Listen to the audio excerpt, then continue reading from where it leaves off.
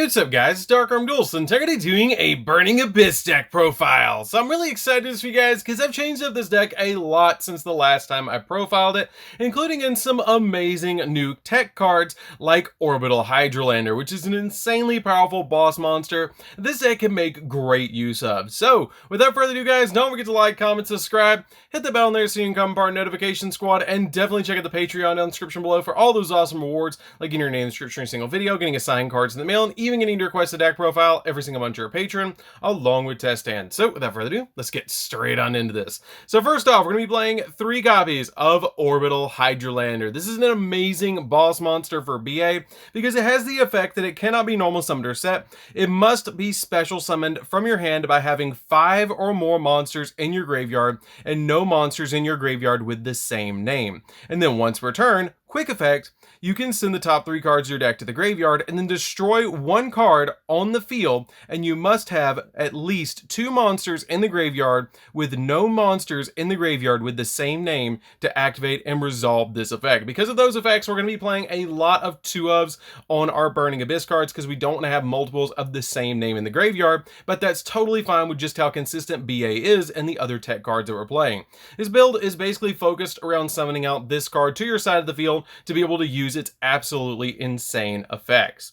We then play 2 copies of Scar Malebranche of the Burning Abyss, which is a great 2-of for this particular build, and it has the effect that if you control a monster that is not a Burning Abyss monster, destroy this card, and you can only use one of the following effects of this card per turn and only once that turn.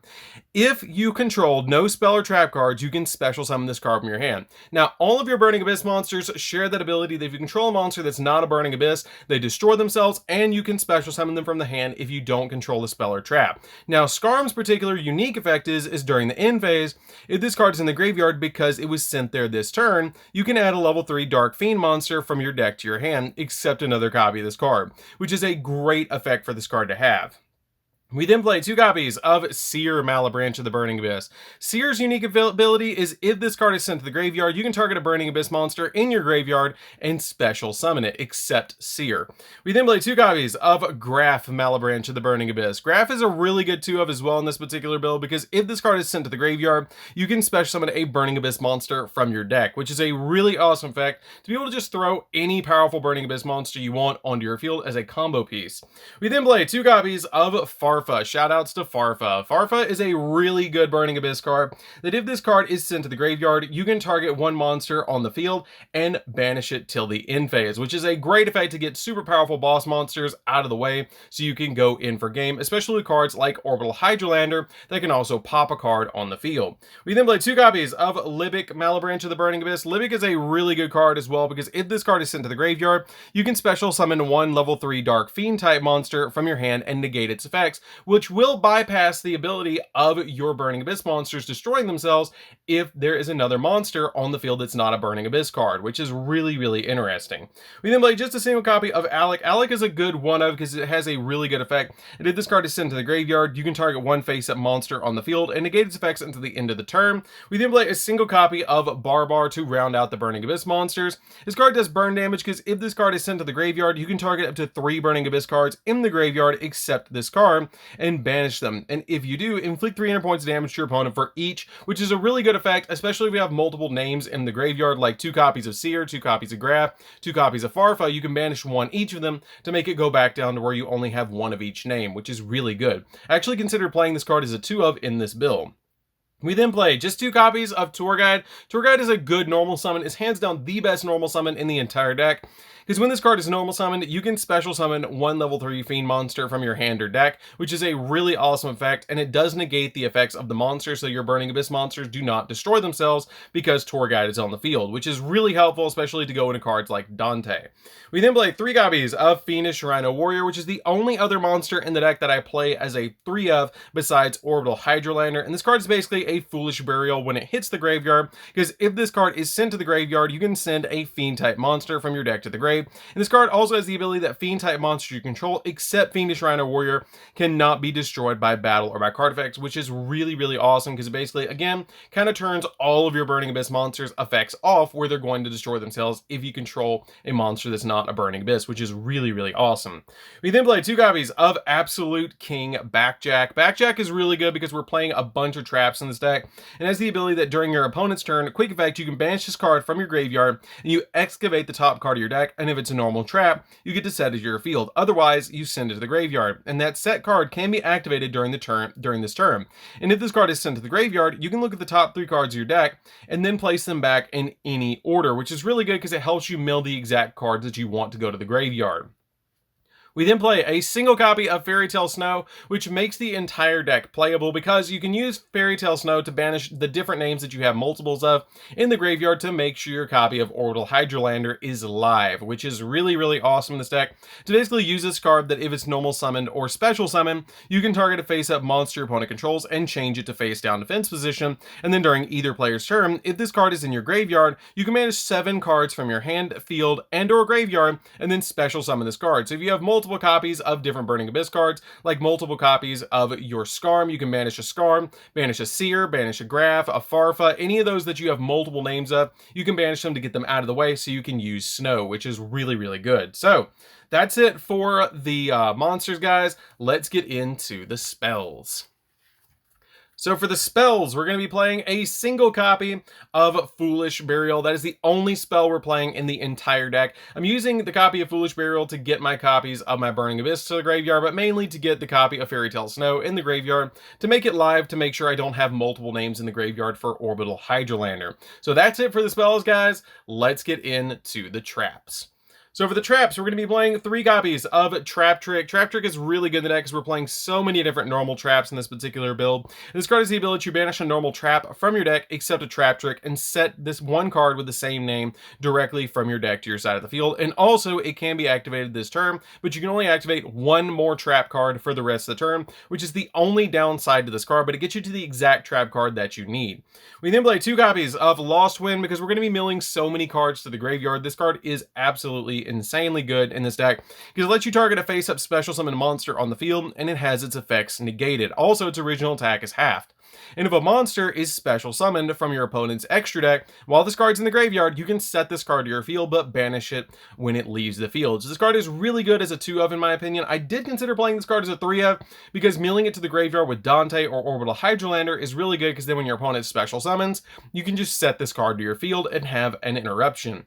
We then play 3 copies of Fiend Griefing. Fiend Griefing is one of the best cards in the entire deck, because it lets you target a monster in your opponent's graveyard and shuffle it into the deck, and then you get to send a Fiend monster from your deck to the graveyard, which is a really good effect to be able to just basically Foolish Burial any of the Fiend monsters that you need, like your Absolute King Backjack, or any of the other cards that you have that are Burning Abyss cards, to be able to get them in the graveyard while also getting a card out of your opponent's graveyard that they might really need in the graveyard.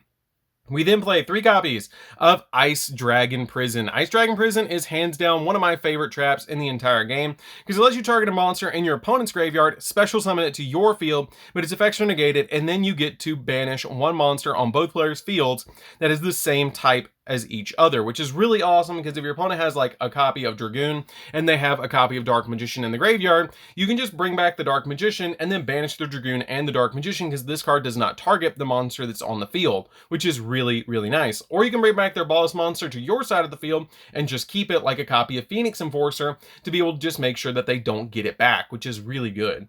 We then play 3 copies of Paleozoic Dinomischus. Dinomischus is really good because it banishes cards and has the ability you can target 1 face-up card on the field, discard a card, and if you do, banish it, which is really, really good. And this card also gives you an additional monster that you can once per turn, when a trap card is activated, while this card is in your graveyard, you can special summon this card as a normal trap card that's an Aqua Water level 2, 1200 attack, 0 defense, which is really good because it gives you an additional monster on your field.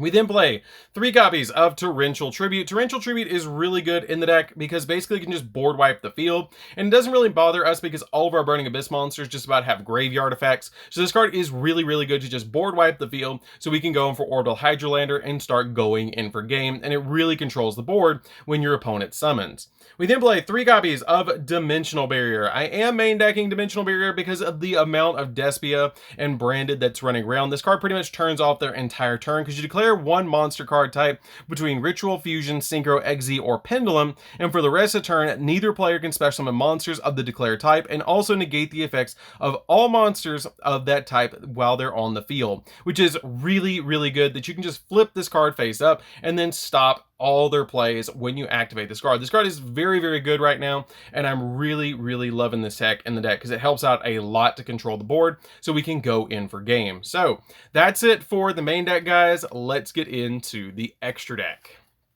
So for the extra deck, we're going to be playing 2 copies of Dante, Traveler of the Burning Abyss. In this particular build, I'm just playing 2 of it because I don't want to get too many Dantes in the graveyard. But this card is really good because once per turn, you detach a material from this card and then choose a number between 1 and 3 and send that many cards from the top of your deck to the graveyard, which is always going to be 3. And until the end of the turn, this card gains 500 attack for each card sent to the graveyard. Which is really good because this card boosts up to 2,500. And if this card attacks, it's changed the defense position at the end of the battle phase. And if this card is sent to the graveyard, then you can target a Burning Abyss card in the graveyard, accept this card, and add it back to your hand, which can also help you get certain cards out of the graveyard. We then play a single copy of Beatrice. Beatrice is really good in the deck because Beatrice basically just sends cards from the deck to the graveyard, which is really awesome, and you can make her on top of Dante, which is really helpful. We then play a single copy of Downward Magician. Downward Magician is really good to make on top of Dante so that you can go main phase 2 into Zeus, which is just absolutely nuts to be able to just have Zeus to board wipe the field. You play a single copy of Dante Pilgrim. Dante Pilgrim is summonable off your copy of Beatrice because it's just a really good boss monster and it's just super good in the deck. Play a single copy of Access Code to pop cards on the field. You can play Borreload if you want to instead of this card, or Appaloosa is another more budget option for you guys if you want to change out Access Code Talker for that card. Play a single copy of Boral Sword just to clean up games. This card is really good to just make this card and go in for game. 1 copy of Trisbania. Trisbania is really good to be able to just get all the spells and traps off the field so you can go in for game. Usually don't want to use this card when you have multiple spells and traps set, but if your opponent has multiple cards set face down, you can save your cards in your hand, then use this card and then set as many cards as you want on the field, which is really, really nice. Play a single copy of Unicorn to spin stuff, Phoenix to pop spells and traps, and Cerberus to pop monsters. These are really good in the deck to be able to just make these on your side of the field and be able to pop or spin what you need so you can go in for game. 1 copy of IP Masquerena so you can make Unicorn during your opponent's turn. 1 copy of Cherubini. Cherubini is just good in the deck overall because it sends cards from deck to the graveyard that are your Fiend monsters. So this card is really, really good to be able to send the exact Burning Abyss that you need to the graveyard when you need it. And then we finally play a single copy of the Dark Charmer Gloomy. This card is a really awesome card for the deck because it's just great with dark cards. So that's it for the deck, guys. I hope you did enjoy it. It's a really fun deck to play with. If you guys have never played with the Burning Abyss, I highly recommend to play this particular build because it's super fun to be able to just make Orbital Hydrolander and use your BA cards to kind of back it up with all the trap cards. And it's just such a good boss monster to play in this deck. So anyways, guys, this is DarkArmedDuelist. Don't forget to like, comment, subscribe, hit the bell in there so you can become part of the notification squad, and we'll see you guys in the next video. See you later, guys.